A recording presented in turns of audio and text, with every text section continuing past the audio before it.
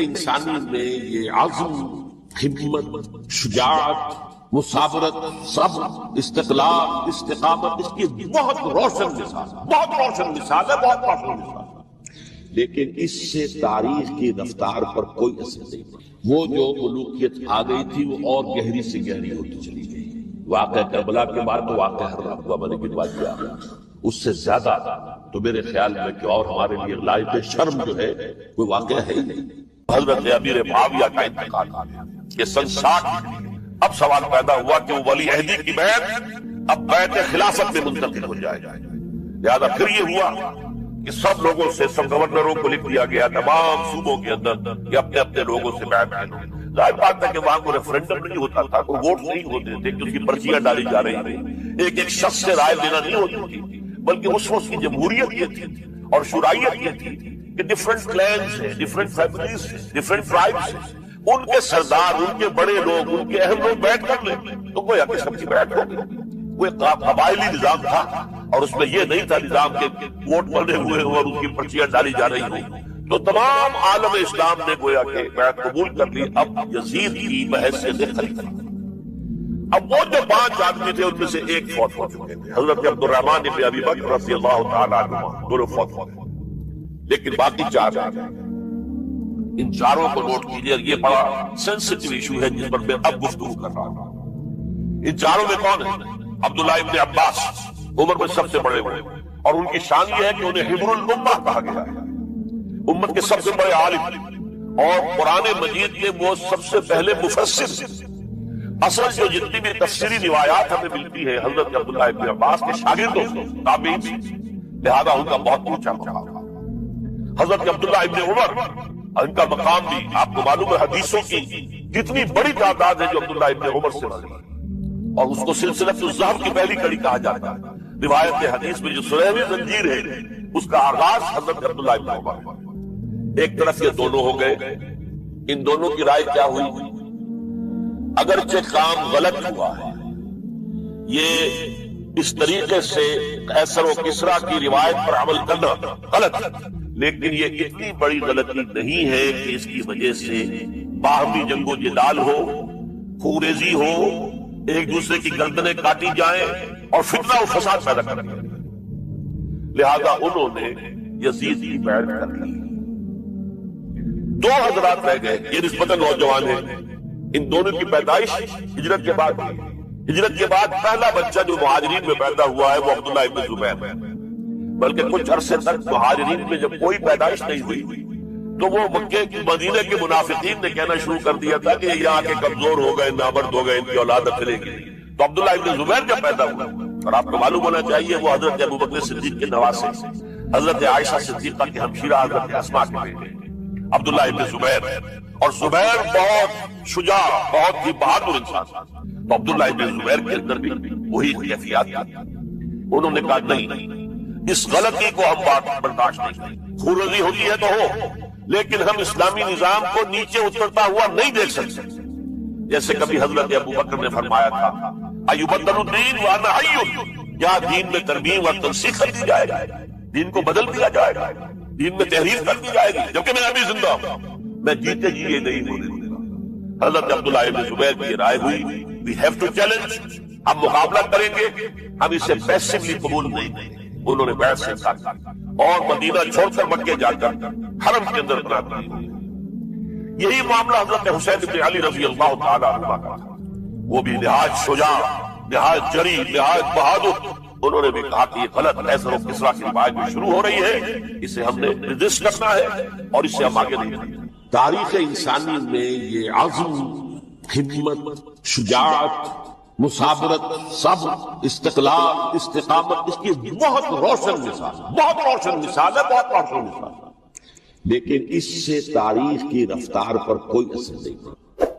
وہ جو ملوکیت آ گئی تھی وہ اور گہری سے گہری ہوتی چلی گئی۔ واقعہ کربلا کے بعد تو واقعہ ہر ہوا میں نے گنوا دیا، اس سے زیادہ تو میرے خیال میں کہ اور ہمارے لیے لائق شرم جو ہے کوئی واقعہ ہے ہی نہیں اس پہلو سے۔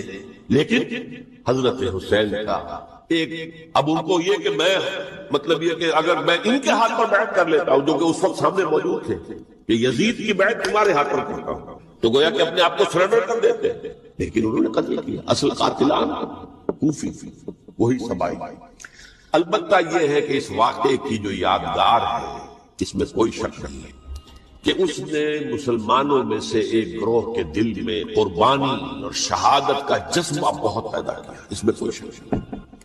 اور جس طریقے سے کہ عاشورہ محرم میں یاد منائی جاتی ہے، جس طریقے سے اس نے اہل تشیع کے اندر قربانی کا جذبہ بے انتہا پیدا کیا کہ دیکھیے حضرت حسین رضی اللہ تعالی عنہ کی اس شہادت کے بعد اس کے بعد واقعہ حرہ بھی ہوا ہے، جو واقعہ کربلا سے بھی بعض اعتبارات سے زیادہ بھیانک اور زیادہ گھناؤنا واقعہ ہے بنو امیہ کی تاریخ ہے، جس کو لوگ جانتے ہی نہیں۔ مدینہ کے کچھ لوگوں نے بغاوت کی اور انہوں نے اس کے خلاف فوج بھیجی، اور فوج کو جو مدینہ فتح کر لیا 3 دن کے لیے حلال کر دیا، جو چاہو کرو، یہاں جسے چاہو مارو، جسے چاہو لوٹو، جس کا گھر چاہو برباد کرو، جس عورت کو چاہو ریپ کرو، اور یہ مدینہ النبی کے اندر ہوا۔ تو کاٹ کھانے والی ملوکیت کے اندر بہت سے واقعات ہیں۔ عبداللہ ابن زبیر کھڑے ہوئے، انہوں نے حکومت قائم کی تھی، لیکن یہ کہ وہ تو 6 سال کے لیے کامیاب بھی رہے، ایک حکومت قائم کی، بنو امیہ کے ہاتھ پر بیٹھ نہیں کی، بالآخر ان کی حکومت بھی ختم ہوئی۔ پھر حضرت زید کھڑے ہوئے، انہوں نے بغاوت کی، وہ بھی ناکام رہ گئے۔ پھر بنو عباس میں کھڑے ہوئے حضرت نفس زکیہ، حضرت حسن رضی اللہ تعالیٰ عنہ کے اولاد میں سے، وہ بھی ناکام ہو گئے، شہید ہو گئے۔ پھر یہ سمجھ لیا گیا کہ اب یہ جہاں تک 6ٹھی منزل ہے وہ تو دوبارہ تعمیر نہیں ہو سکتی، یہ تو جس کی لاٹھی اس کی بھینس، جس کے پاس طاقت ہوگی اس کی حکومت ہوگی، جس کا قبیلہ زیادہ قوی ہوگا، جس قبیلے میں زیادہ عصبیت ہوگی، مضبوط ہوگا، متحد ہوگا، طاقتور ہوگا، اسی کی حکومت ہوگی۔ البتہ اس کے نیچے لوگوں کے اخلاق کی اصلاح کرو۔ صوفیاء کرام نے وہ کام اپنے ذمہ لیا، اور بالکل وہی کام ہے کہ جو ائمہ اہل بیت کرتے رہے۔ حضرت حسن کی اولاد میں، پھر حضرت علی بن حسین رضی اللہ عنہ، حضرت حسین کی اولاد میں، پھر امام محمد باقر، امام محمد جعفر صادق، اور اس کے بعد بھی 5 اور کسی نے بغاوت نہیں کی۔ جیسے علماء کرام کام کر رہے تھے اور جیسے صوفیاء کرام کام کر رہے تھے، ایسے ہی وہ مسلمانوں کی علمی تربیت، روحانی تربیت اور تزکیہ کر رہے تھے، کسی نے حکومت کی چیلنج نہیں کی۔ نوٹ کر لیجیے اس بات۔ پھر میں نے عرض کیا کہ جہاں تک خلفاء ثلاثہ کی شہادت کا اور شہادت حسین سانحہ کربلا رضی اللہ تعالی عنہم اجمعین کا تعلق ہے، اصل سے اس کو نہیں سمجھ سکتے لوگ جب تک کہ ریولیوشن اور کاؤنٹر ریولیوشن کا فلسفہ سمجھ میں نہ آئے۔ جب کسی ملک میں کسی خطہ ارضی میں کوئی انقلابی تحریک چل رہی ہوتی ہے، ظاہر بات ہے ابتدا میں تو انقلابی لوگ چند ہوتے ہیں، کمزور ہوتے ہیں، ضعیف ہوتے ہیں، ان سے کوئی خطرہ محسوس نہیں ہوتا، لیکن کشاکش کے دوران ایک وقت آ جاتا ہے کہ پھر جو مخالف انقلاب ہیں وہ یہ سمجھ بیٹھتے ہیں، سمجھ جاتے ہیں کہ اب ہماری پیش نہیں جا رہی، اب ہمارا بس نہیں چلے گا، لہذا سر جھکا دو۔ اسے پنجابی محاورے میں کہا جاتا نیوی پاؤ، اس تو وقت کو گزارو۔ اب اس کے بعد پھر کوئی موقع ملا تو دیکھیں گے کہ اس انقلاب کو ہم انڈو کر سکیں، کاؤنٹر ریولیوشنری موومنٹس۔ یہ اصل میں فلسفہ سمجھ میں نہ آئے، اور ریولیوشن کا فلسفہ سمجھ میں نہ آئے تو سیرت النبی سمجھ میں نہیں آ سکتی۔ منہج انقلاب نبوی میری کتاب ہے، اس کو پڑھیے تو سیرت کا وہ تجزیہ آپ کے سامنے آئے گا جو آپ کی آنکھیں کھول دے گا کہ سیرت کو ہم کیا سمجھتے رہے اور سیرت اصل میں ہے کیا۔ بہرحال یہ کاؤنٹر ریولیوشنری موومنٹس تھیں کہ جب عرب میں حضور کو فیصلہ کن قوت حاصل ہو گئی تو جو بھی مخالفین تھے انہوں نے سر جھکا لیا، سرنڈر کیا، اسلام لے آئے، گویا کہ چھپ گئے اسلام کے لباس میں۔ لیکن وہ تھے اسی تاک میں کہ پھر کبھی موقع ملے تو پھر ہم اس نظام کو لہو بالا کر دیں، تلپٹ کر دیں۔ یہ رد عمل سب سے پہلے خود عرب کے اندر پیدا، کیونکہ مشرکین عرب کو جب سورہ توبہ کی پہلی 6 آیات نازل ہوئی ہیں جن میں الٹیمیٹم دے دیا گیا کہ اب کسی مشرک قبیلے سے کوئی معاہدہ اللہ کا اور اس کے رسول کا نہیں ہوگا، تمہیں 4 مہینے کی مہلت دی جا رہی ہے، یا ایمان لے آؤ اور یا تمہیں قتل کر دیا جائے گا۔ یہ بہت سخت آیات ہے قرآن کی، سورہ توبہ کی ابتدائی 6 آیات۔ اور حضرت علی رضی اللہ تعالیٰ عنہ کا کہنا یہ ہے کہ اس آپ کو معلوم ہے کہ مصحف میں یہ واحد صورت ہے جس سے پہلے بسم اللہ الرحمن الرحیم نہیں لکھی بھی، آپ کو نظر آتا، باقی 113 صورتوں کے شروع میں بسم اللہ الرحمن الرحیم۔ تو کیا وجہ ہے، یہاں کیوں نہیں ہے؟ حضرت علی کا فرمانا ہے کہ یہ سورت تو تلوار ہاتھ میں لے کر اتری ہے، اور بسم اللہ الرحمن الرحیم میں اللہ تعالیٰ کے دو اسماء ہیں، الرحمن الرحیم. یہ گویا کہ اس سے متضاد صورتحال ہے کہ اب تمہارے لیے آخری موقع ہے، یا ایمان لے آؤ اور یا قتل کر دیے جاؤ. اس میں ایک تیسری گنجائش تھی، بہت نکلتی تھی، یا یہ ملک چھوڑ کر چلے جاؤ، اور ایسا بہت سے لوگوں نے کیا، لیکن اکثر لوگوں نے گردن جھکائی. لیکن رد عمل ظاہر ہوا. ایک تو مرتدین کھڑے ہو گئے جنہوں نے نئی نئی نبوتوں کو مان لیا، ایک مانعین زکوٰۃ کھڑے ہو گئے کہ ہم زکوٰۃ تمہیں نہیں دیں گے. یہ رد عمل تھا مشرک عرب کا، مشرکین عرب کا. اور حضرت ابو بکر رضی اللہ تعالیٰ عنہ کے دفتر فضائل کا یہ بڑا اہم باب ہے. ود این آئرن فسٹ، حالانکہ وہ بہت رقیق القلب، کمزور ضعیف الجسہ انسان تھے، لیکن یہ کہ عظیمت کوہ ہمالا جو ہے ان کے اندر ظاہر ہوئی ہے. ود این آئرن فسٹ انہوں نے ان ساری جو رد عمل کی جو تحریکیں کی انہیں کچھ نہیں کرنا، اور پھر پورے عرب کو گویا کہ اثر نو اس میں اسلام کے نظام کو کنسولیڈیٹ کر کے حضرت عمر کے حوالے کر دیا رضی اللہ تعالیٰ عنہ. حضرت عمر کے زمانے میں جو جنگیں ہوئی اس میں سلطنت روما جو ہے، جو اس وقت کی دو سپر پاورز تھی، سلطنت روما قیصر روم، ہیرقلیس ہرقل تھا اس وقت کا جو رومی جو قیصر روم تھا، حکمران تھا، شہنشاہ تھا، اور دوسری طرف ایرانی مملکت تھی، خسرو پرویز تھا. لیکن یہ کہ عیسائیت کے ساتھ اسلام کا اس طرح کا تصادم نہیں ہوا تھا حضور کے زمانے میں، بلکہ نجاشی رحمۃ اللہ علیہ نے مسلمانوں کو پناہ دی تھی. مقوقس پیٹریارک میں تھے، اس کے الیگزینڈریا کے، انہوں نے حضور کے جو نامہ مبارک گیا تھا اس کا بہت اکرام کیا، تکریم کی، تحفے بھیجے حضور کی خدمت میں. ہرقل نے بھی کوشش کی تھی کسی طریقے سے، جیسے کوئی 250 برس پہلے یا 300 برس پہلے، 300 برس پہلے، جیسے کانسٹنٹائن جو ایمپرر تھا روم کا، اس نے عیسائیت قبول کی تھی اور ساری سلطنت عیسائی ہو گئی تھی، لہذا اس کی سلطنت باقی رہی، اس کی حکومت باقی رہی. اسی طرح ہم سب مسلمان ہو جائیں، لیکن اس میں وہ ناکام ہو گیا. لیکن یہ کہ کوئی اس نے کنفرنٹیشن نہیں کی حضور سے. البتہ ایران کا معاملہ یہ تھا کہ اس کے پرخچے ہو گئے. اس نے حضور کے نامہ مبارک کو چاک کیا تھا، حضور نے فرمایا جب اطلاع ملی کہ اس نے اپنی سلطنت کو چاک کر دی، اس کے ٹکڑے کر دی. بہرحال وہاں رد عمل شدید تھا، اور ایرانی جان لیجیے کہ ان کے اندر بہت اسٹرانگ نیشنلزم ہے، آج بھی ہے، آج بھی اسٹرانگ نیشنلزم. لہذا ان کے ہاں رد عمل شدید تھا، ان کی تو سلطنت ختم ہو گئی، نسیہ منسیہ ہو گئی، وجود نہیں رہا. لہذا وہاں سے جو کاؤنٹر ریولوشن شروع ہوا ہے وہ پھر ہرمزان جو ایک بہت بڑا جرنیل تھا، اس نے بڑی عیاری کے ساتھ اپنی جان بچائی تھی. یہ بڑا دلچسپ واقعہ ہے کہ وہ یعنی کنڈمڈ تھا اسلامی حکومت کی طرف سے، خلافت کی طرف سے، کہ وہ جہاں بھی پایا جائے اس کو قتل کرنا ہے. حضرت عمر کی عدالت میں لا کے پیش کیا گیا. حضرت عمر نے کہا یہ واجب قتل ہے، قتل کر دو. اس نے کہا اچھا مجھے ذرا پانی پلا دیجیے. حضرت عمر نے فرمایا ٹھیک ہے، پانی لاؤ، پانی دے دیں. پانی کا کٹورا کرے، مجھے پہلے ضمانت دیجیے کہ جب تک میں یہ پانی نہ پی لوں مجھے قتل نہیں کیا جائے گا. ہاں ہمارا وعدہ. اس نے وہ کٹورا پھینک دیا پانی کا. کرو مجھے قتل کیسے کرو گے، میں نے وہ پانی تو نہیں پیا. اس سے اپنے آپ کو بچایا. بہرحال آپ اختلاف کر سکتے ہیں کہ حضرت عمر کو اس عذر کو قبول نہیں کرنا چاہیے تھا، لیکن بہرحال ان کی اپنی مروت و شرافت تھی کہ اپنے وعدے کا پاس کیا. اس کی سازش سے ابو لولو فیروز اس نے حضرت عمر کو شہید کیا. یہ گویا کہ دوسری کاؤنٹر ریولوشنری موومنٹ تھی. انہوں نے یہ سمجھا تھا کہ یہ ساری چکی جو چل رہی ہے، جیسے چکی کی ایک کلی ہوتی ہے، وہ کلی جگہ سے ہٹ جائے تو چکی کیسے چلے گی. یہی بات حضرت علی نے فرمائی تھی حضرت عمر سے رضی اللہ تعالی عنہما. جب شام کے محاذ پر کچھ پسپائی سی ہو رہی تھی تو حضرت عمر نے ارادہ کیا میں خود جاؤں گا محاذ پر اور کمانڈ کروں گا. حضرت علی رضی اللہ تعالی عنہ نے فرمایا کہ نہیں امیر المومنین آپ مت جائیں، چکی اسی وقت تک چلتی ہے جب تک کہ کلی گڑی ہے. آپ کلی ہیں اس وقت اس نظام کی جس کے گرد یہ اسلام کی چکی گھوم رہی ہے، آپ اچھا. لہذا حضرت عمر نے ان کی بات مانی. اس قدر سائد مشورت ہے کیا. بہرحال انہوں نے یہ سمجھا تھا کہ عمر ہی کے بل پر چل رہا ہے یہ سب کچھ، لہذا عمر کو پیچھے ہٹا دینے سب بیٹھ جائے گا. لیکن ظاہر بات ہے کہ محمد رسول اللہ کی بنائی ہوئی عمارت صلی اللہ علیہ وسلم اتنی کمزور نہیں تھی.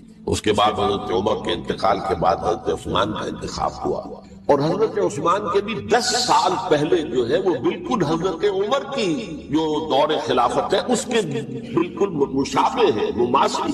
ہمارے ذہنوں میں یہ تصور بٹھا دیا گیا کہ سارے 12 سال شاید فتنہ ہی فتنہ رہا، فساد ہی فساد رہا، دنگا رہا، لڑائی رہی. نہیں، 10 سال پورا امن.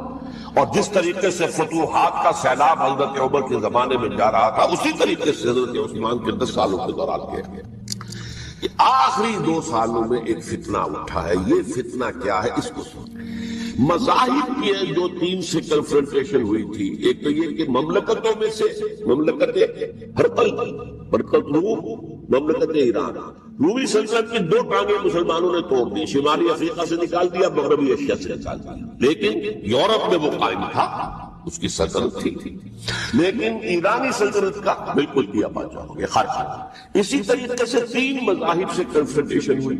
مشرکین عرب سے، اس کا میں بیان کر چکا ہوں، ان کا پہلا وار حضرت ابوبکر کے عہد خلافت میں ہو گیا. دوسرے جو عیسائیوں کا معاملہ تھا، ان سے بھی کوئی تصادم نہیں ہوا حضور کے حیات طیبہ کے دوران.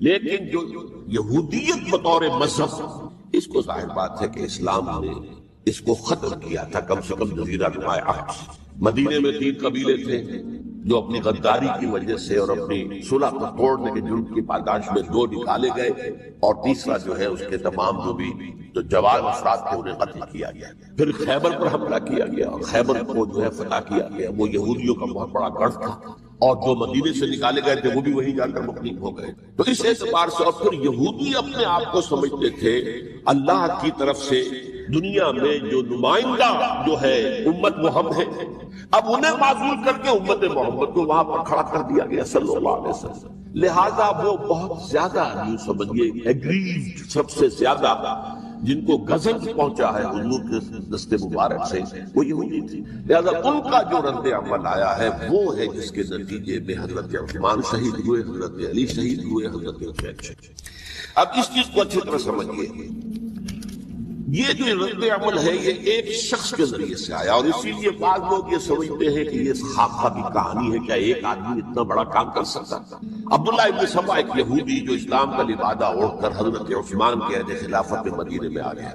ٹھیک، اس کے بارے میں میں بعد میں عرض کروں گا. لیکن ایک شخص کیا کچھ کر سکتا ہے، اس کی مثال میں سب دے دوں آپ کو. پہلے حضرت مسیح علیہ السلام کے پورے دین کو ایک شخص نے ختم کر دیا. سینٹ پال جسے دنیا جانتی ہے، جس کے نام توحید کو تسلیث کی بنی. حضرت عیسیٰ علیہ السلام تو توحید کی تلقین کر کے گئے، توحید ختم، تسلیث جس میں پہلے باپ ماں اور بیٹا تھے، اس کے بعد باپ بیٹا اور روح القدس ہو گئے، تسلیث. نمبر 2، شریعت موسوی کو ساقط کر دی. لہذا اب پالزم جو ہے، کرسچینٹی نہیں رہی. وہ حضرت عیسیٰ کو کہہ کر گئے تھے کہ شریعت موسوی تم پر لاگو رہے گی، نافذ رہے گی، ساقط کر دی. نمبر 3، اس نے عیسائیت کے دائرہ تبلیغ کو وسیع کر دیا، جنٹائلز یا گوئنز کے اندر غیر یہودیوں. حالانکہ حضرت مسیح کہہ رہے تھے کہ تمہیں صرف یہودیوں سے خطاب کرنا ہے، اور میں صرف اسرائیل کے گھرانے کی کھوئی ہوئی بھیڑوں کی تلاش میں آیا. اب آپ دیکھیے حضرت مسیح کے فوراً بعد اور حضرت مسیح کی زندگی کے دوران جب تک کہ وہ موجود تھے، وہ بدترین دشمن تھا حضرت مسیح علیہ السلام. بعد میں لبادہ اوڑھا، اور یہ کہ مجھے مکاشفہ ہوا ہے، مکاشفے میں مسیح سے میری ملاقات ہوئی ہے، میں ان پر ایمان لے آیا ہوں. اور پھر اس نے اپنے زہد اور دینداری کا جو بھی فراڈ تھا اس کے نتیجے میں اپنی حیثیت بنا لی، دین مسیحی کو بالکل ختم کر دیا. آج کہاں ہے وہ دین مسیحی؟ دی 100 کے مصنف نے بھی صاف لکھا ہے کہ جب تک حضرت مسیح دنیا کے اندر موجود تھے، عیسائیت کی حیثیت یہودیت کے ایک فرقے سے زیادہ، یہودیوں کا ایک فرقہ، ایک جماعت. بس یہ سینٹ پال ہے جس نے اسے ایک مستقل مذہب کی حیثیت اختیار کی. تو it should be called Paulism، اور یہ ایک آدمی کا کام تھا. اسی طریقے سے یہ تو ہو گیا حضرت مسیح کے فوراً بعد، رفع سماوی کے فوراً بعد. 1500 برس کے بعد ایک تحریک چلی ہے یورپ کے اندر، اصلاح مذہب، اور اس کی پشت پر بھی یہودی ذہن تھا. یہودی ذہن نے عیسائیت کو 2 حصوں میں تقسیم کر دیا، کیتھولک اور پروٹسٹنٹس، اور پروٹسٹنٹس کو اپنا اعلی کار بنایا. یہ ایک علیحدہ مضمون ہے جس پر میں تفصیل سے نہیں جانا چاہتا. میری کتاب بھی موجود ہے اس موضوع پر، سابقہ اور موجودہ مسلمان امتوں کا ماضی، حال و مستقبل، اس میں میں نے تفصیل کیا. یہ جو تقسیم ہوا ہے تو وہ پہلی بات ایک یہودی، جیسے کہ علامہ اقبال نے، مارکس بھی تو ایک یہودی تھا نا.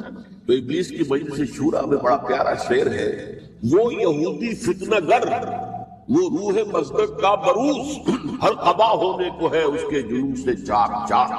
یہ ایک یہودی فتنہ گر مارکس نے وہ تصور دنیا کو دیا جس نے عظیم انقلاب برپا کیا روس کے اندر، بولشوک ریولوشن، اور جو پھر آدھی دنیا میں پھیل گیا۔ آج سے 50 سال پہلے امریکہ کانپتا تھا روس کے سامنے کھڑا ہوا کانپ رہا تھا، اس لیے کہ روس سائنٹیفک ترقی میں امریکہ سے بہت آگے تھے، اس کے ایسٹروناٹ پہلے گئے ہیں خلا کے اندر، امریکہ تو بہت پیچھے۔ بہرحال اس نے جس طریقے سے USSR کا خاتمہ کرایا ہے وہ ایک علیحدہ بات ہے، میں اس وقت اس طرف نہیں جانا چاہتا، لیکن جان لیجئے کہ وہ ایک شخص کا کارنامہ، وہ یہودی فتنہ گر، وہ روح مصدق کا مرون سرقبا ہونے کو ہے اس کے جنوں سے تار تار، اسی طرح وہ عبداللہ ابن سبا یہودی فتنہ گر۔ آج اہل تشیع میں سے بعض حضرات کہتے ہیں کہ یہ عبداللہ ابن سبا یہ تو افسانوی شخصیت، اس کی حقیقت کوئی تھی نہیں، حالانکہ ان کی اپنی کتاب میں رجال کشی کے اندر اس کا ذکر موجود ہے، اور یہ بھی موجود ہے کہ حضرت علی رضی اللہ تعالیٰ عنہ نے اپنے عہد خلافت میں اسے زندہ جلوایا ہے۔ اس کی وجہ کیا؟ یہ آیا مدینے کے اندر اسلام کا لبادہ ہو کر اس نے چند عقیدوں کی اشاعت شروع کی۔ سب سے پہلے حضرت علی تو خدا ہے، گاڈ انکارنیٹ، اوتار کا تصور، جیسے ہندوؤں میں ہے رام چندر جی خدا کا اوتار، اور عیسائیت میں بھی پہلے گاڈ انکارنیٹ کا تصور تھا کہ حضرت مسیح خدا کا اوتار، انکارنیشن آف گاڈ۔ تو اس نے کہا کہ حضرت علی تو خدا کا اوتار ہے، خدا ہے۔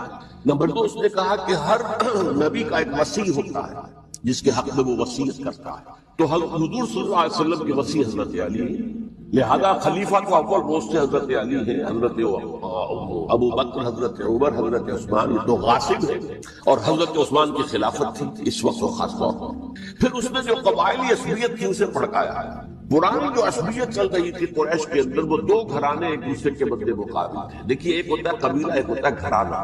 ہمارے پنجاب میں ایک قبیلہ ہے وٹو قبیلہ، اس کے گھرانے بہت سے، مانے کے، لالے کے، سجے کے، شامت کے، یعنی کوئی لالا تھا ان میں سے بڑا، ان کے بیٹے ہو گئے لالے کے، ان کی اولاد، خاندان یہ کہلاتے ہیں۔ قبیلہ ہے یہ وٹو قبیلہ، تو قبیلہ تھا قریش، اس میں گھرانے بہت تھے، بنو ہاشم، بنو امیہ، بنو تیم، بنو عدی، یہ بہت سے گھرانے تھے۔ تو چوٹی کے 2 گھرانے جو تھے وہ بنو ہاشم اور بنو امیہ، ان کے درمیان جب کلش تھی، مقابلہ، مسابقت، اور یہ مسابقت فی الخیر بھی ہوتی ہے۔ اگر انہوں نے غریبوں کو کھانے کھلائے ہیں تو ہم ان سے بڑھ کر کھلائیں گے، اگر وہ حاجیوں کی خدمت کرتے ہیں تو ہم اسے بڑھ کر کریں گے۔ تو ان کے اندر یہ مسابقت فی الخیر تھی، لیکن جب کلش تھی کہ کوئی ہم سے آگے نہ نکل جائے، وہ سمجھتا تھا وہ آگے نہ نکل جائے، پر اس شخص نے اس پرانی عصبیت کو تازہ کیا کہ حضور تو بنو ہاشم میں سے تھے، لہذا خلافت حق ہے بنو ہاشم، یہ غاصب ہے۔ اس سے پہلے 2 خلفاء جو تھے وہ نہ بنو ہاشم سے تھے نہ بنو امیہ سے۔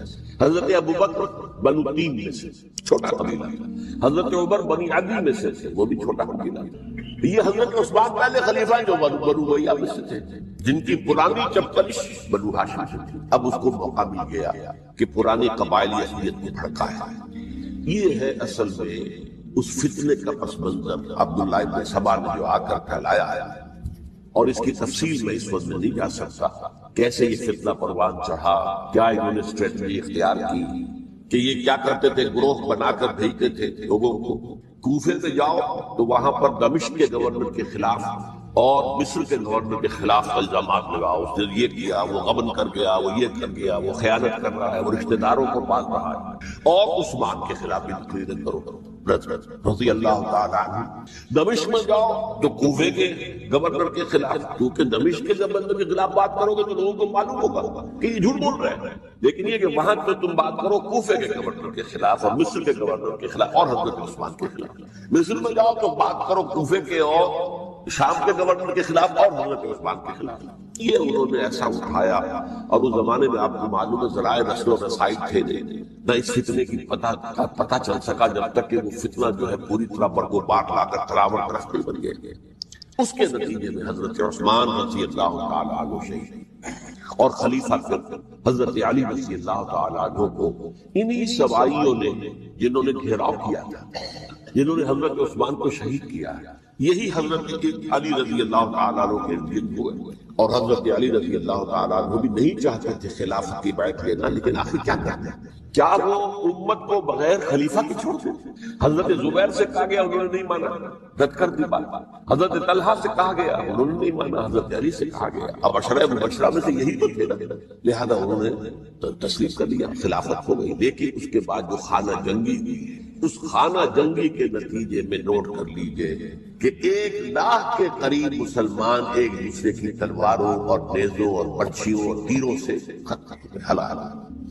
یہ ہماری تاریخ کا تاریخ ترین باب ہے۔ 5 سال، 4.5 سال حضرت علی کی خلافت کے اور 6 مہینے حضرت حسن کی خلافت رضی اللہ تعالی عنہ۔ اس سے کیا ہوا کہ ایک طرف تو اسلام کی جو توسیع ہو رہی تھی، تھمتا نہ تھا کسی سے سیل رواں ہمارا، وہ سیلاب ہو گیا، انٹرنل سیبوٹاج ہو گئی نا، اب تو اندر ہی آپس ہی میں اگر دستو گریبان ہو گئے تو باہر اب کیا توسیع کر، وہ توسیع کا عمل ہو گیا۔ اور یوں سمجھیے کہ جیسے ٹرک اگر کبھی چل رہا ہو، بھرا ہوا ہو، لوڈنگ، اور وہ چڑھائی چڑھ رہا ہو تو اگر کہیں موشن ٹوٹ جائے، ٹرک کو رکنا پڑے تو ڈرائیور کے جان پر بن جاتی ہے، اس لیے کہ اس کو دوبارہ سٹارٹ کرنا، اور جبکہ وہ چڑھائی پر ہے، انکلائن پر آسان کا خطرہ ہوتا ہے، وہ پیچھے جو ہے وہ نہ جائے۔ اور پہاڑی علاقوں میں آپ کو معلوم ہے ذرا پیچھے چلے جانے کا مطلب جو ہے بہت خطرناک جو ہے نتیجہ نکل سکتا ہے۔ بہرحال حضرت علی رضی اللہ تعالیٰ عنہ نے اپنے خلافت میں ایک کام یہ کیا، اب اس کی کیا مصلحتیں تھیں یہ تو انہی کے لیے ہوگا، ہم قیاس کر سکتے ہیں، میں اس میں نہیں جانا چاہتا۔ ابھی تک خلافت کا مرکز تھا مدینہ منورہ، حضرت ابوبکر، حضرت عمر، حضرت عثمان، وہی جہاں حضور صلی اللہ علیہ وسلم رہے تھے اور جہاں پر کے حضور مدفون تھے۔ لیکن حضرت علی نے اپنا مرکز جو ہے وہ کوفہ بنا۔ اچھا، اس کی ایک ظاہری وجہ یہ سمجھ میں آتی ہے کہ اسلام کا جو پھیلاؤ ہو گیا تھا، وہ سلطنت اتنی وسیع ہو گئی تھی کہ مدینہ منورہ بہت جنوب میں اور بڑے صحرا کو عبور کر کے جانا ہوتا۔ کوفہ جبکہ ایسی مقام پر تھا کہ جہاں سے مشرقی راستہ جا رہا ایران کو، عراق کے اندر تو ہے وہ لفظ، وہ شہر کوفہ، اور ایران، خراسان، ہندوستان کو راستہ جا رہا ہے، وہیں سے شمال کی طرف جا رہا ہے، شام کی طرف اور ترکی کی طرف، اور وہاں سے پھر یہ کہ مغربی افریقہ کو بھی کنٹرول کرنا، جو شمالی افریقہ کو بھی آسان تھا۔ بہرحال حضرت علی نے کوفہ کو اپنا مرکز بنایا، اور نتیجہ یہ ہوا کہ سبائیوں کا بھی مرکز وہی بنا، چونکہ انہوں نے اپنے آپ کو گردا گرد رکھا حضرت علی کے رضی اللہ عنہ۔ اب ظاہر بات ہے کسی پرٹیکولر پرسن کے خلاف تو کوئی مقدمہ موجود تھا نہیں، بلکہ جب جنگ جمل ہو رہی تھی، ابھی جنگ نہیں ہوئی تھی، حضرت عائشہ، حضرت طلحہ، حضرت زبیر وہ لے کر آئے تھے لشکر اس مطالبے کے لیے کہ حضرت عثمان کے قاتلوں کو سزا دی جائے، قصاص لیا جائے۔ حضرت علی رضی اللہ تعالیٰ عنہ سے گفت و شنید ہو رہی تھی، حضرت علی جو ہے اس پر آمادہ ہو گئے کہ ٹھیک ہے، میں جو بھی قاتلین عثمان ہیں ان کو گرفتار کر کے سزا دوں گا۔ اسی وقت کوفے کی مسجد کے اندر جو ہے 10,000 کا مجمع کھڑا ہو گیا، ہم سب قاتل عثمان، لو ہم سے بدلہ کہاں سے لوگ، اور انہوں نے کیا کیا، جاتے ہی جنگ چھڑ دی، جب چھڑ جائے تو یا مرو یا مارو، اس کے سلاوت کوئی چارہ کار ہوتا ہی نہیں۔ ایک رات میں 10,000 مسلمان شہید ہوئے، جن میں 2 عشرہ مبشرہ میں سے حضرت زبیر اور حضرت طلحہ رضی اللہ تعالیٰ عنہ۔ تو یہ صورت تھی، سبائیوں نے گھیراؤ کیا حضرت علی کا رضی اللہ تعالیٰ۔ حضرت معاویہ دعوے دار نہیں تھے خلافت کے، قطعاً نہیں، ان کا صرف ایک دعویٰ تھا، اور وہ یہ تھا کہ عثمان کے قاتلوں کو گرفتار کرو، یا خود سزا دو یا ہمارے حوالے کرو، ہم اس سے قصاص لیں گے۔ اس لیے کہ قبیلہ بنو امیہ کا تھا اور حضرت ابی معاویہ بنو امیہ میں سے، تو ایک خاندانی طور پر جو ہے ہم قصاص لیں گے ان سے جنہوں نے قتل کیا ہے حضرت عثمان۔ لیکن یہاں ظاہر بات ہے کہ حضرت علی رضی اللہ تعالیٰ عنہ کی طرف سے مطالبہ یہ ہوتا تھا تم پہلے میری بیعت کرو، میرے ہاتھ مضبوط کرو تاکہ میں ان کے خلاف کوئی کام کر سکوں۔ لیکن انہیں یہ اندازہ تھا کہ اگر میں نے بیعت کی تو ظاہر بات ہے کہ حضرت علی تک پہنچنے سے پہلے مجھے گردن اڑا دیں گے، اس لیے کہ سبائی جو ہے وہ آپ کو گھیرے ہوئے۔ بہرحال ایک عجیب الجھاؤ، ایک ڈائلیما تھا جس کی وجہ سے یہ جنگ چلتی رہی، اور حضرت علی رضی اللہ تعالیٰ عنہ کو انہی کے شیعان علی ہی کے اندر سے وہ جماعت علیحدہ ہوئی تھی جس کو ہم خوارج کے نام سے جانتے ہیں، اور ایک خارجی ملزم ابن ملزم ہی نے حضرت علی کو شہید کیا رضی اللہ تعالیٰ عنہ۔ پھر حضرت حسن رضی اللہ تعالیٰ عنہ، اب دیکھیے کس قدر صحیح بات تھی جو حضرت علی رضی اللہ تعالیٰ عنہ نے فرمائی، جب ان سے کہا گیا کہ کیا ہم آپ کے بیٹے حسن کے ہاتھ پر بیعت کر لیں گے رضی اللہ تعالیٰ عنہ، فرمایا نہ میں تمہیں اس کا حکم دیتا ہوں نہ میں اسے روکتا ہوں، یہ تمہارا معاملہ ہے، امرہم شورا بینہم، تم اپنے باہمی مشورے سے جو فیصلہ کرو گے ٹھیک ہے، میں نہ حکم دیتا ہوں نہ روکتا ہوں۔ اس کا کیا مطلب ہے؟ باپ کے بعد بیٹے کی خلافت ہرگز حرام نہیں ہے، ورنہ کہتے کیسے ہو سکتا ہے میرا بیٹا؟ نہیں، یہ نہیں کہا۔ حضرت عمر سے بھی کہا گیا تھا کہ اپنے بیٹے کو نامزد کر دیں، عبداللہ ابن عمر کو، تو انہوں نے جواب میں کیا کہا؟ اسے تو طلاق دینے میں نہیں آتی۔ انہوں نے اپنی کسی زوجہ کو طلاق دی تھی اور اس میں جو صحیح ترین طریقہ ہے وہ اختیار نہیں کیا تھا، انہیں طلاق دینے تک نہیں آتی، تو میں اسے خلیفہ بنا دوں۔ یہ نہیں کہا تھا کہ باپ کے بعد بیٹا خلیفہ نہیں ہو سکتا، یہ تو نہیں تھا، کہیں خراب نہیں ہے، نہ کتاب و سنت میں، نہ کوئی حدیث ہے، نہ کہیں قرآن مجید میں۔ تو حضرت علی نے بھی فرمایا رضی اللہ تعالی، نہ میں روکتا ہوں نہ حکم دیتا ہوں، یہ تمہارا اپنا معاملہ ہے۔ بہرحال حضرت حسن رضی اللہ تعالی عنہ نے حضرت امیر معاویہ سے صلح کر لی، خلافت ان کو سپرد کر دی۔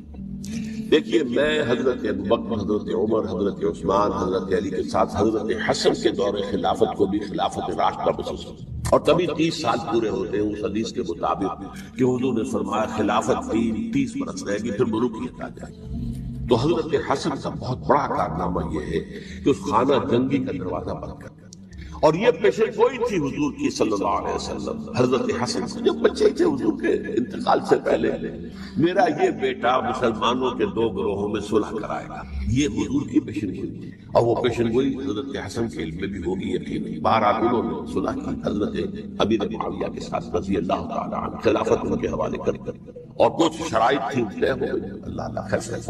حضور کی تو یہ پیشن گوئی جو ہے صحیح ثابت ہوئی کہ میرا یہ بیٹا مسلمانوں کے 2 بڑے گروہوں کے درمیان صلح کراتا ہے، اور سبائیوں نے انہیں تانے دیے، یا عار المومنین، اے مومنوں کے لیے موجب عار، موجب شرم، تم نے بزدلی دکھائی ہے، تم نے امیر معاویہ کو خلیفہ تسلیم کر دیا، تم نے بزدلی دکھائی ہے، معاذ اللہ ثم معاذ اللہ ثم معاذ اللہ۔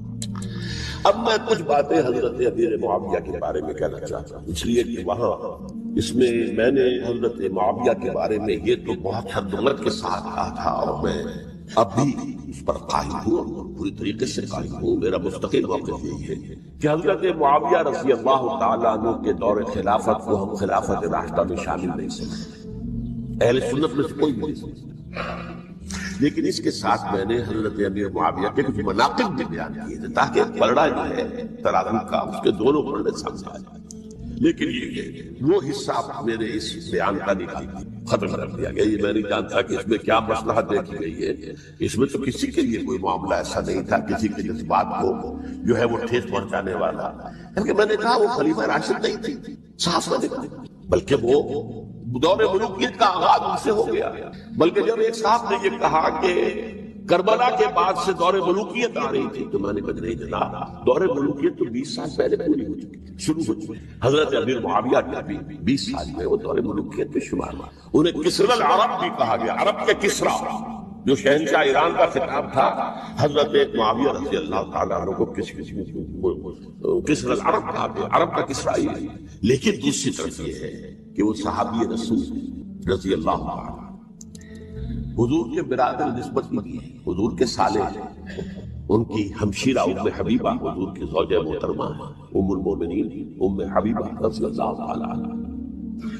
پھر کس قدر معتمد علیہ تھے حضور کے کہ کاتبان وحی میں شامل تھے، وحی کی کتابت کرنے والے چند لوگ تھے جنہیں کہ حضور کہتے تھے کہ اب یہ آیت لکھ لو، ان میں سے ایک امیر معاویہ رضی اللہ تعالیٰ۔ تو بڑے توازن کی ضرورت ہے۔ دیکھیے صحابہ کرام کا جہاں تک تعلق ہے، اہل سنت کا موقف یہ ہے کہ صحابہ تو کلہم عدود، صحابہ سب کے سب نیک نیت ہے، اور ان کی روایت جو ہے قبول کی جائے گی، رد نہیں کی جائے گی، ان پر کوئی جرح و تعدیل نہیں، اس لیے کہ ان کا تزکیہ محمد رسول اللہ صلی اللہ علیہ وسلم نے کیا تھا۔ لہذا یہ تو ہو سکتا ہے کہ کسی صحابی سے کوئی خطا ہو جائے، لیکن وہ خطا اجتہادی ہوگی، نیت کی خطا نہیں، نیت کی غلط نہیں۔ اگر کسی صحابی کی نیت پر حملہ کیا جائے تو یہ اصل میں کام ہے، حملہ ہے حضور پر کہ وہ تربیت دے نہیں سکے اپنے ساتھیوں کو، معاذ اللہ ثم معاذ اللہ ثم معاذ اللہ، وہ تزکیہ کر ہی نہیں سکے۔ 3 جگہ جو قرآن میں آیا ہے یتلو علیہم آیاتہ ویزکیہم، تو کیا تزکیہ کیا؟ اگر ان کے قریب ترین ساتھی جو تھے، اگر ان کے اندر بھی بدنیت یہ تھی اور دنیا کی طلب تھی اور دنیا کے اندر اقتدار حاصل کرنے کا جذبہ تھا، پھر کیا تزکیہ کیا؟ لہذا صحابہ سب کے سب عدول ہیں، اور ان سے اختلاف ممکن ہے لیکن ان کی نیت پر حملہ نہیں ہو سکتا. تو حضرت امیر معاویہ کی شخصیت ایک چیز ہے، آپ کا دور خلافت دوسری چیز. شخصیت کے اعتبار سے صحابی رسول ہیں، برادر نسبتی ہیں حضور کے صلی اللہ علیہ وسلم. اور پھر یہ کہ اس قدر معتمد علیہ ہے صحابہ میں سے کہ وہ کاتبان وحی، یہ عام آدمی کے کرنے کا کام نہیں تھا جو وحی کی کتابت کرتا اللہ کے کلام کی. البتہ یہ ہے کہ جیسا کہ میں نے عرض کیا ان کا دور خلافت سے راستہ نہیں ہے، وہ ملوکیت کا دور ہے. یہ میں نے عرض کیا، میں نے ایک صاحب نے جب یہ کہا کہ ملوکیت شروع ہو رہی تھی، میں نے شروع نہیں ہو رہی تھی، ملوکیت تو 20 سال پہلے شروع ہو چکی تھی. اسی طریقے سے ایک صاحب نے کہا تھا کہ اسلام کو قائم کرنے کے لیے حضرت حسین میدان میں آئے. میں نے کہا یہ بھی غلط ہے، اسلام تو 60 سال پہلے قائم ہو چکا تھا. نبی اکرم صلی اللہ علیہ وسلم کے دستے مبارک سے اسلام قائم ہو گیا. جعل حق و ذاق الباطل ان الباطل کان زہوقا. پھر 30 برس تک وہ کامل شکل کے اندر قائم رہا. تو اسلام جو ہے وہ جو ہے در حقیقت اب قائم کرنے والی بات نہیں تھی، البتہ اس کے اندر زوال شروع ہو گیا تھا. اس زوال کے عمل کو روکنے کے لیے حضرت حسین میدان ہے. یہ ایک چیز کو صحیح تاریخی پرسپیکٹو میں رکھنا. تو جس طرح سے دین کو قائم کرنے کے لیے دیکھیے قائم تو کیا محمد رسول اللہ صلی اللہ علیہ وسلم والذین معہ رضی اللہ تعالی عنہ، انہوں نے کیا. ہاں اب جو ہے وہ اپنی اس شاندار حیثیت سے نیچے گرنے لگا تھا. وہ میں بات عرض کروں گا کہ میں نے اسے کیا عرض کیا تھا کہ یہ اس زوال کو روکنے کے لیے کسی طریقے سے یہ اپنی اصل حقیقت پہ قائم رہے. یہ حضرت حسین رضی اللہ تعالیٰ عنہ کی سعی تھی. اچھا، حضرت امیر معاویہ کے جو 20 سال ہیں وہ پورے امن، سکون، اطمینان، کوئی جھگڑا، کوئی فساد، کوئی اختلاف، کوئی باہمی فارغ نہیں، کچھ 20 سال. یہ بھی تاریخ کی بڑی چشم کشا حقیقت ہے جو عام طور پر لوگوں کے لیے نہیں. سبائی بھی دبتے رہے. حضرت امیر معاویہ کی حکومت اتنی مضبوط کنٹرول کہ ان کو کچھ سر اٹھانے کا موقع نہیں. موجود تھے، دبکے رہے. جیسے کہ میں نے کہا ریولیوشن کے آخری مرحلے پر آ کر جو مخالفین ہیں وہ دب جاتے ہیں کہ پھر دیکھیں کہ موقع ملے گا تو پھر لیں گے. اس سے حساب کتاب 20 سال رہے ہیں پورے عمل کے. 10 سال کے بعد یعنی درمیان میں ہے حضرت امیر معاویہ کا عہد خلافت. ایک صحابی جو کہ بزرگ صحابہ میں سے ہیں، مغیرہ بن شعبہ رضی اللہ تعالی عنہ، وہ آتے ہیں اور وہ کہتے ہیں کہ دیکھیے امیر المومنین کتنی بڑی خانہ جنگی رہی تھی مسلمانوں کی آپس میں، اور اب بھی اگر آپ کسی کو نامزد کیے بغیر چھوڑ گئے امت کو تو پھر خانہ جنگی ہو جائے گا. 1 لاکھ اس وقت جو ہے وہ ہلاک ہوئے تھے، نہ معلوم اب کتنے ہلاک. لہذا آپ اپنی زندگی ہی میں نامزد کر دیجئے کسی کو خلیفہ ولی عہد. حضرت امیر معاویہ نے ابتداءً جو ہے انکار کیا نہیں، لیکن ان کے دلائل ایسے تھے وزنی، اور میں سمجھتا ہوں کہ وہ بات صحیح تھی جو مغیرہ بن شعبہ نے کہی. اس لیے کہ اب صحابہ کرام میں سے جو کبار صحابہ تھے وہ تو سب دنیا سے رخصت ہو چکے تھے. اب تو یا صغار صحابہ رہ گئے تھے جو حضور کے زمانے میں بچے تھے، حضرت حسن، حضرت حسین، عبداللہ ابن زبیر کے بچے تھے، یا تو وہ تھے، اور یا بالکل نو مسلم تھے. اور نو مسلموں میں بڑی تعداد وہ تھی جو ایرانیوں کی تھی، شامیوں کی تھی، ادھر کی تھی. تو ان کو تو ظاہر بات ہے کہ تربیت نبوی سے کیا خلافت راشدہ سے بھی اکثر و بیشتر کو کوئی حصہ ملا ہی نہیں. تو اس صورت میں اب وہ اعلیٰ ترین معیار پر حکومت کے نظام کو قائم کرنا ممکن نہیں ہے. کوئی قبائلی عصبیت جب تک حکومت کے پشت پر نہیں ہوگی حکومت مستحکم نہیں ہوگی. یہ گویا کہ ایک جس کو کہتے ہیں کہ حقیقت کی واقعیت پسند، ایک آئیڈیالزم ہے اور ایک ریئلزم ہے کہ آپ فیکٹس آن دی گراؤنڈ کو غور کریں، سوچیں اس کے اوپر اور پھر کوئی فیصلہ کریں. اس اعتبار سے پھر حضرت امیر معاویہ نے بات مان لی اور بیعت لے لی لوگوں سے حضرت یزید کے لیے کہ یہ خلیفہ ہو کے میرے بعد، اس کو ولی عہد کہتے ہیں. اچھا، اس وقت 5 افراد ایسے تھے کہ جنہوں نے اس سے اختلاف کیا. یہ بات بہت اہم ہے. میرا کتاب کیا ہے سانحہ کربلا، اس کے کچھ نسخے آج یہاں ہوں گے، آپ لوگ پڑھیے اسے غور سے اور پھیلائیے تاکہ حقیقت سامنے آئے. 5 افراد کون تھے جو ہونے چاہیے؟ ابو بکر فوت ہو گئے، ان کے بیٹے عبد الرحمن ابن ابی بکر. عمر فوت ہو گئے، ان کے بیٹے عبداللہ ابن عمر. عباس فوت ہو گئے، ان کے بیٹے عبداللہ ابن عباس. زبیر فوت ہو گئے، ان کے بیٹے عبداللہ ابن زبیر. اور حضرت حسن جو ہے ان کا انتقال ہو چکا تھا، حضرت علی کے بیٹے حضرت حسین رضی اللہ تعالی عنہ اجمعین. حضرت حسن کے بارے میں ایک فریق کا کہنا یہ ہے کہ انہیں زہر دے کر ہلا لیا. اہل تشیع کا قول ہے، جبکہ اہل سنت کہتے ہیں کہ نہیں، وہ اپنی جو بھی طبی وہ موت تھی اس سے ان کے وفات. لیکن میں اس میں نہیں جانا چاہتا، اس لیے کہ یہ مائکرو ہسٹری جو ہے نا وہ تو ایک ایک واقعے کے لیے ادھر کی روایات کیا ادھر کی کیا ہیں، ان کے پاس کیا دلائل، یہ تو کسی ریسرچ اسکالر کا موضوع میرا پسند ہے. لیکن بہرحال یہ 5 حضرات تھے جنہوں نے ولی عہدی کی بیعت نہیں کی، لیکن حضرت معاویہ اتنے حلیب الطبع انسان تھے، انہوں نے جبر نہیں کیا، کوئی تشدد نہیں کیا. ٹھیک ہے ولی عہدی کی بیعت نہیں کر رہے، کوئی بات نہیں، میری بیعت تو کی ہوئی ہے نا، ابھی تو میں زندہ ہوں، بات ختم ہو گئی، میری بیعت کو تو نہیں توڑا انہوں نے، فسخ بیعت نہیں کی. اس اعتبار سے انہوں نے نہ کوئی تشدد کیا، نہ جبر کیا، نہ کوئی مواخذہ کیا. لیکن جب امیر معاویہ کا انتقال ہو گیا، اب ولی عہدی کی بجائے وہ اب خلافت کی بیعت کر، سب لوگوں نے بیعت کر لی. ان 5 میں سے ایک فوت ہو چکے تھے، حضرت عبد الرحمن ابن ابی بکر فوت ہو چکے رضی اللہ عنہ. 4 تھے، ان چاروں میں ایک اختلاف ہوا. 2 کی رائے یہ تھی، عبداللہ ابن عمر، عبداللہ ابن عباس، کہ اگرچہ یہ کام غلط ہوا ہے کہ اسلام کی روح کے منافی ہوا ہے، یہ بادشاہت کی بنیاد پڑ رہی ہے، لیکن یہ بات ایسی نہیں ہے کہ اس کی بنا پر ہم خانہ جنگی شروع کروا دیں امت کے اندر، خون خرابہ کروائیں، فساد کروائیں. لہذا انہوں نے بیعت کر لی. اب کوئی اگر یہ کہے معاذ اللہ کہ وہ بک گئے تھے یزید کے ہاتھ میں، معاذ اللہ ثم معاذ اللہ، وہی بات آپ اس طرح کر سکتے ہیں کہ انہیں نہیں کرنی چاہیے تھی. یہ کوئی رائے رکھے مجھے اختلاف نہیں، لیکن ان کی نیت پر حملہ کریں گے تو حملہ محمد رسول اللہ پر ہوگا صلی اللہ علیہ وسلم. عبداللہ ابن عمر کون ہے؟ کتنی حدیثیں ان سے جو ہے وہ منقول ہیں. عبداللہ ابن عباس کون ہے؟ جنہیں حضور نے جو ہے جن کے لیے دعا کی تھی، اے اللہ فقہہ فی الدین وعلمہ التاویل، اے اللہ اس نوجوان کو دین کا فہم عطا کر اور قرآن کی تعویل اور تفسیر کا علم عطا کر. حبر الامہ کہلاتے ہیں. وہ کہیں پیسوں اور ٹکوں کے بن جانے والے نہیں تھے، انہوں نے امت کی مصلحت دیکھی، نیت جو ہے اس پر حملہ نہ کی گئی. البتہ اختلاف کا حق آپ کو حاصل. 2 حضرات جو ہے ڈٹے رہے کہ نہیں ہمیں کم وقت میں ریزسٹ کرنا ہے. عبداللہ ابن زبیر عمر کے اعتبار سے وہ بڑے مسلمانوں میں سب سے پہلے ولادت مدینے میں جا کر جو ہوئی ہے وہ عبداللہ ابن زبیر کی ہوئی ہے. ہجرت کر کے جب مہاجرین وہاں پہنچے کچھ عرصے تک کسی کے ہاتھ میں اولاد نہیں ہوئی تو لوگوں نے تانے دینے شروع کر دیے کہ معلوم ہوتا ہے کہ یہاں آ کر یہ مکے کے رہنے والے جو ہے کمزور ہو گئے ہیں، ان کی اولاد ہی نہیں ہو رہی. پھر عبداللہ ابن زبیر کی ولادت ہوئی ہے. یہ حضرت ابو بکر کے نواز سے، حضور کی زوجہ محترمہ حضرت عائشہ کی بہن، حضرت دیکھیے ابھی نام نکل گیا ہے جی، حضرت اسماء رضی اللہ تعالی عنہما، یہ ان کے ساتھ لاتے ہیں. حضرت زبیر میں بیٹھے، ان کا فیصلہ ہوا کہ ہمیں رجسٹ کرنا ہے کم وقت میں ایٹ اینی کاسٹ. حضرت حسین ابن علی رضی اللہ تعالی عنہما کا بھی فیصلہ ہوا کہ ہمیں رجسٹ کرنا ہے کم وقت میں. البتہ ان میں بھی ایک اختلاف ہو گیا، یعنی یہ 2 تو جڑے رہے، ان 2 میں اختلاف.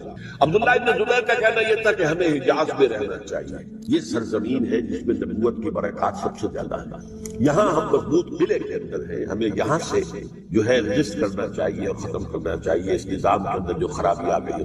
حضرت حسین رضی اللہ تعالیٰ عنہ کے پاس خطوط کا کانٹا بجا ہوا تھا، کوفے سے لوگ خط لکھ رہے تھے، آئیے آئیے آئیے ہم آپ کے ہاتھ میں بیعت کریں گے، ہم آپ کے ہاتھ میں بیعت کریں گے، ہم آپ کے ہاتھ میں بیعت کریں گے. یہی وہ کوفہ جو حضرت علی کا دارالخلافہ رہا تھا اور جو پھر سبائیت کا گڑھ بن گیا. چنانچہ حضرت حسین نے حضرت مسلم بن عقیل کو بھیجا وہاں پر کہ میرے نمائندے کی حیثیت سے جا کر وہاں پر بیعت لو. 10-12 ہزار افراد نے بیعت لو. لیکن اس کے بعد یزید کی طرف سے گورنر بنا کے بھیجا گیا ابن زیاد کو. ابن زیاد نے آ کر جو تشدد کیا اور سختی کی تو سب کے سب بیعت توڑ کر اور سب منحرف ہو گئے. مخلصین تو وہ تھے نہیں، الکوفی لایوفی، کوفی جو ہے وہ تو کوئی وعدہ وفا کرنے والا ہوتا ہی نہیں، بیعت توڑ دی. فمن نقص فانما ينقص على نفسه، بیعت کے بعد بیعت توڑ دینا بہت بڑا توڑ. ادھر اطلاع مل گئی حضرت حسین کو، چل چکے تھے وہ راستے میں تھے کہ وہاں تو مسلم بن عقیل شہید ہو گئے اور سب لوگوں نے بیعت توڑ دی. اب واپس جانا چاہتے تھے لیکن مسلم بن عقیل کے بیٹے جو ہے اڑ گئے. یہ عرب کی اپنی ایک جو ہے پرانی ان کی حمیت اور ان کا قبائلی نظام کہ اب ہم اپنے والد کے خون کا قصاص لیے بغیر نہیں جائیں. حضرت حسین رضی اللہ تعالیٰ عنہ کی مروت اور شرافت، یہ میرا ساتھ دینے کے لیے آئے تھے، اب میں ان کا ساتھ نہ دوں تو یہ تو شرافت دولت کے خلاف ہے. خاصا چلتے وہاں جا کر بھی این اپنے میدان کے اندر بھی حضرت حسین رضی اللہ تعالیٰ عنہ نے 3 چیزیں پیش کی ان کوفیوں کے لشکر کے خلاف. سب سے بڑا لشکر کے اندر سب سے بڑے تو کوفی تھے جنہوں نے بیعتیں کی ہوئی تھی حضرت حسین کے ساتھ. دیکھو مجھے جانے دو واپس حجاز کی طرف، یا مجھے سرحدوں پر بھیج دو تاکہ میں کافروں کے ساتھ جنگ کرتے ہوئے اپنی جان دے دوں، یا مجھے یزید کے پاس جانے دو، میں اپنا معاملہ اس سے طے کر لوں. لیکن کوفیوں کو یہ گوارا نہیں تھا. اگر یہ یزید کے پاس پہنچ گئے تو ہمارا کچا چٹھا بیان کر دیں گے کہ مجھے تو ان لوگوں نے برگلا کر بلایا تھا. اس لیے کہ دیکھیے حضرت امیر معاویہ کے 20 سالوں کے دوران میں بتا چکا ان کی حکومت اتنی مستحکم تھی کہ اس کے خلاف کوئی فتنہ اٹھانا ممکن نہیں تھا. اب چونکہ چینج اوور ہوا تھا، اور چینج اوور میں آپ کو معلوم ہوتا ہے کہ ایک جس کو کہتے ہیں every thing is in the melting پاٹ، ابھی تو یہ درمیان کے اندر معاملہ ہے. تو انہیں موقع ملا، سر اٹھایا حضرت حسین رضی اللہ تعالیٰ عنہ کو، جو خطوط لکھے جس کے کہ تھیلے کے تھیلے اور بوریوں کی بوریاں بھری ہوئی حضرت حسین کے ساتھ تھی. وہ کہا کہ آئیے ہم آپ سے بیعت کریں. انہوں نے نہیں مانا. اور اصل میں حضرت حسین کے قاتل وہ کوفی، وہ بزدل، وہ منافق جنہوں نے بیعت کر کے بیعت توڑی. اور اب وہ آ گئے کہ اگر یہ حسین رضی اللہ تعالیٰ عنہ بچ کر کہیں یزید کے پاس پہنچ گئے تو پھر ہمارا کچا چٹھا جو ہے وہ سامنے آ جائے گا اور ہماری پھر شافت آ جائے گا. لہٰذا انہوں نے ترتیب کیا حضرت حسین کو رضی اللہ تعالیٰ. ایک بات جو علامہ ڈاکٹر قلب صادق نے فرمائی، اور مجھے میرے علم میں یہ بات پہلے نہیں تھی، وہ یہ کہ حضرت حسین کے قتل کا فتویٰ ایک بہت بڑے مفتی نے دیا. یہ بات بھی ذرا سمجھ لیں. حضرت حسین رضی اللہ تعالیٰ عنہ کے قتل کا فتویٰ ایک بہت بڑے مفتی نے دیا. کیوں دیا تھا؟ اس لیے کہ حضور کی احادیث موجود ہے کہ جب ایک شخص کی ایک خلیفہ کی بیعت ہو جائے تو دوسرا اگر کھڑا ہو تو اسے قتل کر دو. کھلی کھلی. اسی لیے ایک بہت بڑے مفسر بھی ہیں، فقیہ بھی ہیں، قاضی ابن العربی رحمۃ اللہ علیہ. ایک ابن عربی ہے الف لام کے بغیر، ابن عربی، وہ بہت بڑے صوفی ہیں، فلسفی ہیں، اندلس کے. یہ قاضی ابن العربی ہے جنہوں نے قرآن کی تفسیر لکھی ہے اس اعتبار سے کہ صرف ان آیات کی تفسیر جن سے کہ فقہی احکام جو ہے ان کا استنباط آتا ہے. یہ 2 تفسیریں اس طور سے لکھی گئی ہیں قرآن مجید کی. احکام القرآن ان کا نام ہے دونوں کا. جن میں سے ایک جو ہے قاضی ابن العربی کی ہے. ان کا ایک جملہ نقل ہوتا ہے، قتل الحسین بسیف جدہ، حسین قتل ہو گئے اپنے ہی نانا کی تلوار سے. وہ تلوار کیا تھی؟ جب کسی کی بیعت ہو چکی ہو پھر کوئی کھڑا ہو مدعی خلافت. میرے نزدیک حضرت حسین مدعی خلافت نہیں تھے. یہ بات اس وقت سامنے لوگوں کی نہیں آئی، بلکہ حکومت نے یہ باور کرا دیا کہ یہ تو باغی ہے، یہ مدعی ہے خلافت کے. انہوں نے تو دعویٰ نہیں کیا خلافت، وہ تو صرف اس عمل کو روکنے کے لیے میدان میں آئے. اور اس بات کو اچھی طرح سمجھ لیجئے کہ اس وقت تک یہ جو تصور آج ہمارے پاس ہے کہ ریاست علیحدہ ہے، حکومت علیحدہ ہے، state of Pakistan, we are loyal to the state of Pakistan, ہم ریاست پاکستان کے وفادار ہیں، گورنمنٹ آف پاکستان کے وفادار نہیں ہیں. We are not loyal to the government. Government تو کبھی بے نظیر کی تھی، ہم اس کے خلاف تحریک چلا رہے تھے، یا کبھی کسی اور کی تھی اس کے خلاف تحریک چل رہی ہے، یا کبھی ضیاء الحق کی تھی اس کے خلاف تحریک چل رہی ہے. گورنمنٹ کو بدلنا تو عوام کا حق ہے. آج اس وقت نہیں تھا، اس وقت ریاست اور حکومت کا کوئی فرق نہیں تھا. لہذا جو حکومت سے اختلاف کرے گویا کہ باغی ہے. یہ ہے اصل میں وہ پیچیدہ مسئلہ کہ کیوں کسی مفتی نے فتویٰ دے دیا. اس لیے کہ اس وقت تک ریاست اور حکومت کا فرق واضح نہیں تھا دنیا پر. یہ تو ابھی کوئی 100-150 سال کی بات ہے کہ آج ہمارا جو پولیٹیکل سائنس کا ایولیوشن ہوا ہے وہ اس اسٹیج تک پہنچ گیا ہے کہ اسٹیٹ علیحدہ ہے، حکومت علیحدہ ہے. حکومت تو اسٹیٹ کے 3 آرگنز میں سے ایک آرگن ہے. ایڈمنسٹریشن حکومت کی ہے، جوڈیشری ہے اور لیجسلیچر ہے. 3 آرگن سے بڑے بڑے ان میں سے ایک ہے. تو حکومت کو بدلنا تو عوام کا حق ہے، چاہے وہ ووٹ کے ذریعے بدلے، چاہے ایجوکیشن. اگر پورا من ایجوکیشن ہے اس سے حکومت کو بدلنے کا حق حاصل ہے دستوری طور پر ہر اعتبار سے. اس وقت یہ نہیں تھا. لہذا صورتحال یہ بن گئی کہ حکومت وقت نے باور کرا دیا مسلمانوں کو. ورنہ سوچئے نواسہ رسول کو قتل کرنا تو آسان کام تھا. آخر سب کلمہ گو تھے کہ نہیں تھے؟ کلمہ گو تھے اور حضور سے عقیدت اور محبت میں کبھی. لیکن یہ کہ فتویٰ اگر ایک بہت بڑے مفتی کا جو کہ حضرت علامہ ڈاکٹر قلب صادق صاحب نے فرمایا، مجھے اس مفتی کا نام بھی معلوم نہیں کہ ایک مفتی کا فتویٰ تھا جس کے بنا پر اب ان لوگوں نے حضرت حسین کو قتل کیا. اور یہی وجہ ہے کہ انہوں نے پھر خیموں کو بھی آگ لگا دی. وائی؟ حالانکہ دیکھیے اگر دشمنی کا انتقام ہوتا تو حضرت علی بن حسین جو بیمار تھے، جو بعد میں زین العابدین رحمت اللہ علیہ کے نام سے پھر یہ اہل تشیع کے چوتھے امام معصوم ہیں، حضرت علی، حضرت حسن، حضرت حسین اور پھر حضرت علی بن حسین زین العابدین رحمت اللہ علیہ، کیا ان کو بھی قتل کرتے تھے؟ حضرت حسین کی نسل ختم ہو جائے گا؟ نہیں۔ آج کیوں لگائی؟ آج اس لیے لگائی کہ وہ جو ڈاکومنٹری پروف ہے ہماری غداری کا یزید کے خلاف حضرت حسین کو جو ہم نے دعوت دی، وہ جو ڈاکومنٹری پروف خطوط کی شکل میں موجود ہے وہ ختم ہو جائے۔ اس کے لیے انہوں نے خیموں میں آنا۔ بہرحال یہ ہے تاریخی پس منظر، یہ اسی سبائی فتنے کا تسلسل ہے جس نے سب سے پہلے حضرت عثمان کی جان لی رضی اللہ تعالیٰ عنہ۔ 5 سال تک مسلمانوں نے خانہ جنگی رکھی، حضرت علی کو پھر شہید کیا اور اس